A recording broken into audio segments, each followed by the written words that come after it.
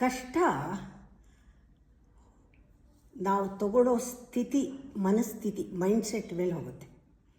ನಮ್ಮ ಮನಸ್ಸು ಸಂಕುಚಿತವಾಗಿದ್ದರೆ ಒಂದು ಸಣ್ಣ ಬಟ್ಲು ನೀರು ಥರ ಒಂದು ಸ್ಪೂನ್ ಉಪ್ಪು ಹಾಕಿದ್ರೆ ಆ ನೀರಲ್ಲಿ ಒಂದು ಹನಿನೂ ಕುಡಿಯೋಕ್ಕಾಗಲ್ಲ, ಅಷ್ಟು ಹಿಂಸೆ ಆಗುತ್ತೆ. ಮನಸ್ಸು ಚಿಕ್ಕದಾಗಿದ್ದಾಗ ಸ್ವಲ್ಪ ಕಷ್ಟವೂ ತುಂಬ ಕಾಣುತ್ತೆ.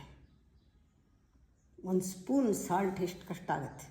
ಅದೇ ದೊಡ್ಡ ಲೋಟ ನೀರು ತಗೊಂಡು ಅಷ್ಟೇ ಉಪ್ಪು ಹಾಕಿ ಅಷ್ಟೇ ಕಷ್ಟ. ಮನಸ್ಸು ಸ್ವಲ್ಪ ವಿಶಾಲವಾದಾಗ ಕುಡಿಯೋಕ್ಕಾಗದೇ ಇದ್ದರೂ ತಡ್ಕೋಬೋದು, ಕುಡಿಯೋಕ್ಕಾಗಲ್ಲ. ಅದೇ ಒಂದು ದೊಡ್ಡ ಜಾರಲ್ಲಿ ನೀರು ತಗೊಂಡು ಅಷ್ಟೇ ಉಪ್ಪು ಹಾಕಿ ಮನಸ್ಸು ಇನ್ನೂ ವಿಶಾಲ ಆಗ್ತಾ ಆಗ್ತಾ ಆಗ್ತಾ ಒಂದು ತೊಟ್ಟು ಕುಡಿಬಹುದು. ಅದೇ ಒಂದು ಚಮಚ ಉಪ್ಪನ್ನು ತಗೊಂಡು ಹೋಗಿ ಸರೋವರದಲ್ಲಿ ಹಾಕಿ, ತಿಳಿ ನೀರಿನ ಸರೋವರದಲ್ಲಿ, ಆಮೇಲೆ ನೀರು ಕುಡೀರಿ. ಉಪ್ಪು ಅನಿಸತ್ತಾ? ಅನಿಸಲ್ಲ. ನಿಮ್ಮ ಮನಸ್ಸು ತಿಳಿಯಾದ ಸರೋವರದ ಹಾಗೆ ವಿಶಾಲವಾಗಿ ಹರಡಿಕೊಂಡು ಹೋಗ್ತಾ ಇದ್ದರೆ ಯಾವುದೇ ಕಷ್ಟನೂ ಅಷ್ಟೇ, ಅದು ಕಷ್ಟ ಬರುತ್ತೆ ಹೋಗುತ್ತೆ, ಅಷ್ಟೇ ನಮಗೆ ತೊಂದರೆ ಕೊಡಲ್ಲ. ನಾವು ಕರಗಿಸ್ಕೊಂಡ್ಬಿಡ್ಬೋದು. We can dissolve if your mind is vast.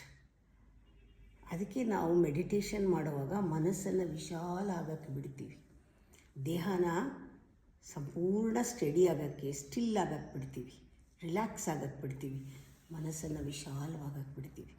ಬುದ್ಧಿನಲ್ಲಿ ಏನೇ ಯೋಚನೆಗಳು, ಕಷ್ಟ, ದುಃಖ ಎಲ್ಲ ಮೋಡಗಳ ಹಾಗೆ ಅಲ್ಲಾಡ್ತಿರುತ್ತೆ. ಅಲ್ಲಿಂದ ಇಲ್ಲಿಗೆ ಓಡಾಡ್ತಿರುತ್ತೆ ಹೊರತು ನಮಗೇನೂ ಮಾಡಲ್ಲ. ಆ ಸಾಕ್ಷಿ ಮೆಡಿಟೇಷನ್ನ ಪ್ರಾಕ್ಟೀಸ್ ಮಾಡಿ. ಇಲ್ಲಿ ಮೆಡಿಟೇಷನ್ ಹಾಲ್ ಆಗ್ತಾಯಿದೆ, ನೀವೆಲ್ಲ ಬಂದರೆ ಇಲ್ಲಿ ಗೈಡೆಡ್ ಮೆಡಿಟೇಷನ್ ಸಿಗುತ್ತೆ. ಎಲ್ಲರೂ ಚೆನ್ನಾಗಿ ಧ್ಯಾನ ಮಾಡೋದು ಕಲ್ತ್ಕೊಳ್ಳಿ.